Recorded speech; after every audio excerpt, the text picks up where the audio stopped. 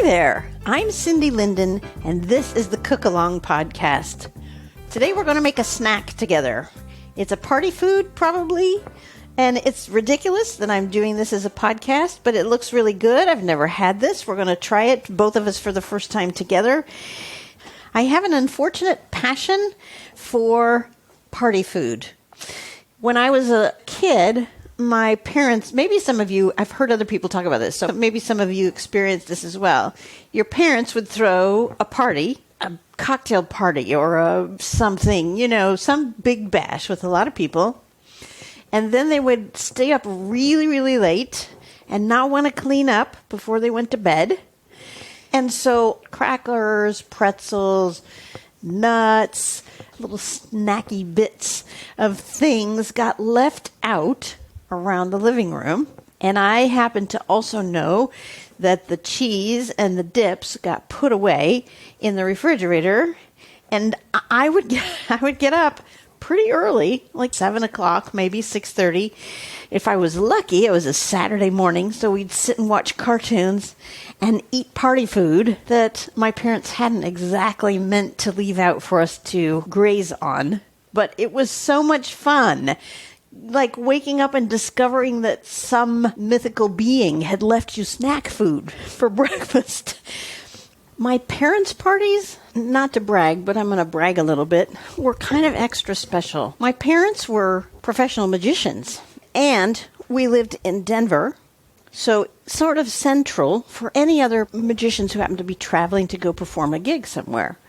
And they all knew my father, or I shouldn't say all, but a great many famous magicians were friends with my father because he was a very likable man. So they would schedule their flights so that they could stay for a night, at least one, when they were going from one side of the country to the other, because my parents threw these amazing parties. And in fact, over time, we started to get contacted by magicians whom my father did not know because they'd heard about the parties that my parents threw.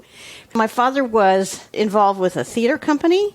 He was an actor and a musician. He would play the piano sometimes for the shows, if it was a musical or a melodrama or whatever. And he loved to do the makeup because at that time there were specific makeup people. If you didn't want to do your own, there was somebody who would do your makeup for you, and he was that person. There was that aspect, and then the fact that he was a magician, and the people he was inviting were magicians and other musicians who played other instruments than the piano, I think through school, because he was a music major in school. So when it was time to throw one of these parties, he would invite the actors, the magicians, the musicians, and the neighbors, actually. Probably he had to do that because they were making so much noise until so late. And they would sit around all night, and because they're all suckers for the limelight, they would entertain each other. So the musicians, there was a banjo player, a guitar player, and as I said, the magician who played the saw, they would do their music stuff, and the actors would sing, and the magicians would do their magic, and everybody was telling jokes. My father would be pounding on the piano until 3 or 4 in the morning, everybody just having a wonderful time, probably drinking way too much, telling stories, and laughing all night. So when we got up in the morning, the snacks were imbued with some sort of leftover magic. And I'm not talking about magic tricks. Now I'm talking about the atmosphere that was there that night before. It felt like eating those snacks allowed us to participate in the party in some way. So eating those snacks was special and magical. And anyway, that's the story of parties at my parents' house. And that kind of continued on through the years. My favorite dinner was something that my parents called a snack dinner. And that meant that they would actually go out and buy, this was the coolest thing, exotic foods, special olives, sliceable salami stick, various cheeses, various crackers, nuts. There could be all kinds of very fun, flavorful, savory food on the table. And that was our dinner. It didn't happen very often. My parents didn't even include a veggie tray. Boy, when we were doing it all out. And you can't call it junk food because it was too expensive to call it junk food. To this day, it is still my favorite way to eat. It is not very helpful to my health, but it is a lot of fun. So when I see a snack food that seems new and appealing, it jumps out at me, and I thought we'd try this together. This is called comeback crackers. And I can't remember where I got it, but it's either tasty or it's 12 tomatoes most likely. And I'll bet if you just type into your search bar comeback crackers, you'll probably find it. It's very quick and simple. We hardly have to do anything. Here are the ingredients. It says it takes 5 minutes of prep time and 15 minutes of cook time. And it says it serves 9. How on earth they would gauge that with a cracker? It's a seasoned cracker, essentially. How could they possibly know how many people that would serve? Because it depends on whether you have cracker inhalers in your group, right? Ingredients. This is a large box of Ritz crackers. I don't know what that means. I got something here that says it's the original flavor and it's 13.7 ounces. I don't know if that's a large box or not. We're going to pretend it is. You need a half a cup of unsalted butter. And I'm guessing that the unsalted part is probably important because we're going to add some really salty things to this, potentially. You need 1 packet of ranch seasoning mix. So I have a Hidden Valley Original Ranch Seasoning, salad dressing, and recipe mix, and it is 1 ounce. You need 2 teaspoons of garlic powder and 1/3 cup of finely grated Parmesan cheese. That's the ingredient list. For the equipment, it looks like we're going to need 2 baking sheets. It doesn't say what size, but I'm figuring probably bigger ones. And parchment paper, because we're going to line those 2 sheets with parchment paper. And you need a large bowl. And that's probably it, because you could use a spoon, but we don't want to break the crackers. So I'm thinking probably hand toss is going to be best. The do heads are to preheat your oven to 300 degrees. And to put that parchment paper onto those 2 baking sheets. So let's give this a shot. See if these are going to rank high enough to join the menu of fancy party foods that we love to eat when we're being naughty. Now, if I remember right, I'm opening the box here. Yeah, they come in individual wrapped stacks. There are 4 of them. I would guess there's about 25 crackers per stack. Calories are listed per 5 crackers. Isn't that interesting? Who eats 5 Ritz crackers and then no more? Really? Who does that?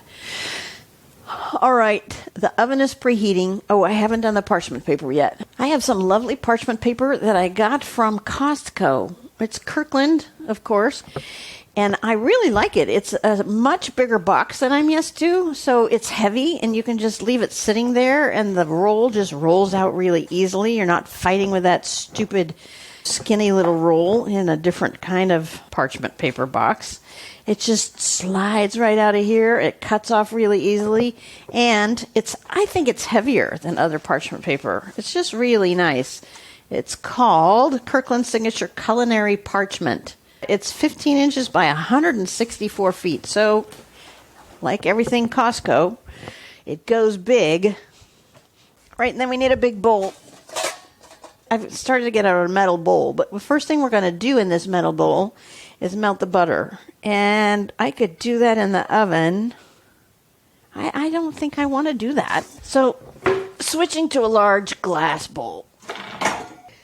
So I pulled out my largest glass bowl, and I put my stick, a half a cup is a stick, so I put that in the glass bowl, and I'm going to now melt it. It's going to take a little bit because I keep my butter frozen and pull it out like 4 sticks at a time, and the unsalted I don't use often enough, so it's always frozen.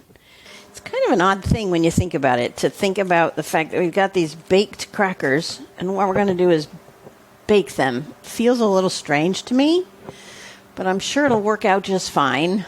So my Parmesan, because it says finely grated, and mine has a lot of lumps in it. It's just what happens because I use my food processor, And when I get lumps, I just let them go down because they happen to slide around the blade of my food processor into there because I don't care if it's lumpy, except now I do. So I'm going to use a sifter here and see if I can sift off 1/3 cup of the more fine cheese. So I'm just doing this as though I had flour in here. And I'm just going to kind of see how much I can get this way. Oh, you know what? This is going to work just fine. Ha! I'm a genius. Wow, I have really now finely grated Parmesan because that's all that went through that sifter. Let's see if I got 1/3 cup out of it. Yeah, that'll do. Let's see if my butter is melted. No! All right, turbo defrost is not the way. So we're just going to do power. Let's try it on 7 and give it 2 minutes. It's still hard and cold in there, so I probably should just keep some unsalted butter in my refrigerator, but I really, most of the time, opt to use salted butter just because I can just grab whatever's in the fridge. You know, if you use unsalted butter, it gives you more control over how much salt you add on your own. And that makes a lot of sense to me. I totally get that. My butter still isn't melted. I mean, it's soft now and a lot of it's melted. But the bowl, this large glass bowl, is really hot. So I've taken it out of the microwave. And now I'm going to just sort of whisk the butter around until it melts against this warm glass. You're going to want to whisk. I probably should have said that back in the equipment section of this podcast. I'm sorry. I'm not very good about that, I'm afraid. I just don't realize it until I need it. Especially with a recipe I haven't made before, which this is. Right. Now the butter is melted. Hopefully yours is as well. This is so simple. We're going to just dump in the packet of ranch seasoning and the 2 teaspoons of garlic powder. That's quite a lot. And then we're going to whisk that together. So now we got this kind of green speckled butter soup. Smells good. All right, now we put the crackers in there. So I have to open 4 packets of crackers. No, you know what? I'm going to go away and open all the crackers and dump them in this bowl so that you don't have to wait for me to do that. And then I'll come back.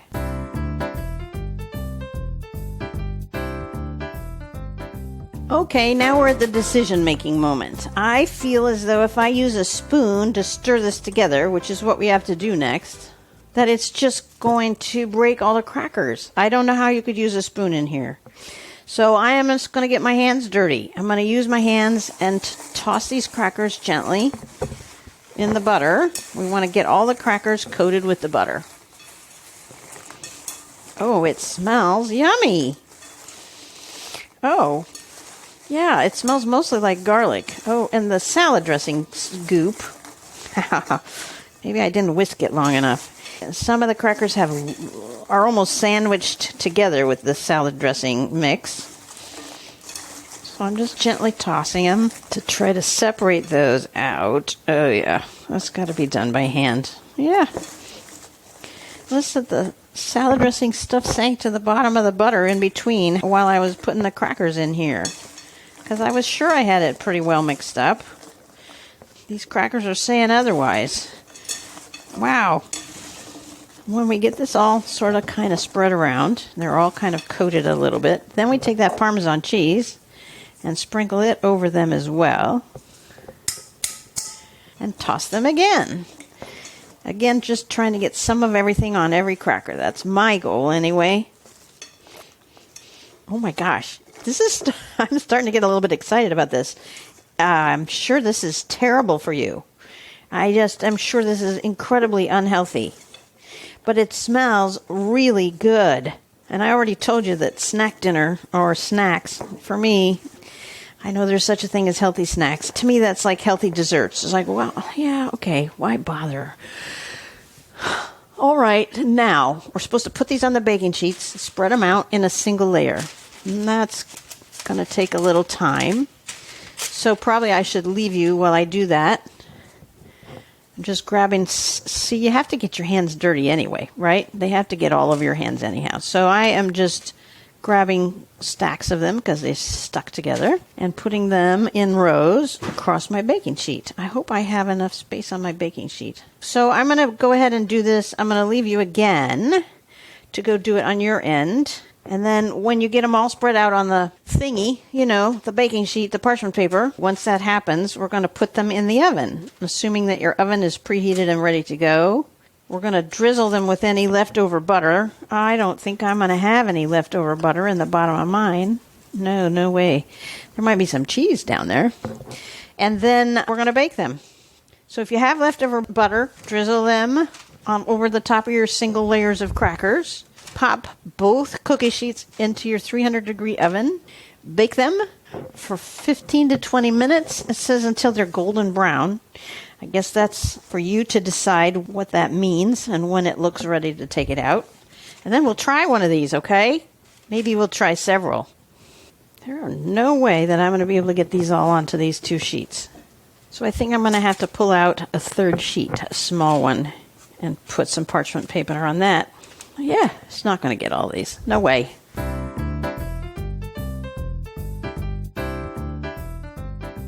It looks like I might have overcooked some of these babies. I had to use 2 shelves, and the ones on the bottom shelf are a little browner than I really wanted them to be, I think. The one on the top shelf is just fine, but I think they're too hot to test. Yep, they're too hot to test. I'm going to take one off and just wave it. I'm going to wave it until it cools down. Ouch. Put it on the counter. Blow it on it a little. They don't look pretty. They look kind of weird. They're Ritz crackers with a bunch of crusty carbuncles on them. All right. Hot. Or hot. Huh. Yeah. Those are good. I had to turn the fan on because when I opened my oven, they were smoky. Yeah, those are good. I started to say I wasn't sure they were worth the trouble, but I'm also noticing that I'm reaching now for more. So I think they might be a little bit addictive. These are too hot to eat. I'm doing it anyway. So there's the review, I guess. Addictive even when they're too hot to eat. All right. Well, that was today's podcast. Comeback crackers. I would suggest you keep these in an airtight container if you're able to find something that will do that. If you think they're going to be around long enough for that. But there were a lot of crackers in there. It's just a box of Ritz is a lot of crackers. I might try half a recipe next time. And as I say goodbye, I'm going to remind you to check the Cook Along podcast page for photographs and recipe ingredients and for really useful blogs in which you can learn a bunch of little things about whatever it is you're cooking. Please visit my Patreon page for the printed version of the recipe if you can't find it online. Just go to patreon.com and type in the Cook Along podcast. Please share with your friends that you listen to the Cook Along podcast so that they can join in the fun, because word of mouth is my best advertising, and I am relying on you to help me do that. As always, it's been fun cooking with you, and until next time, happy cooking.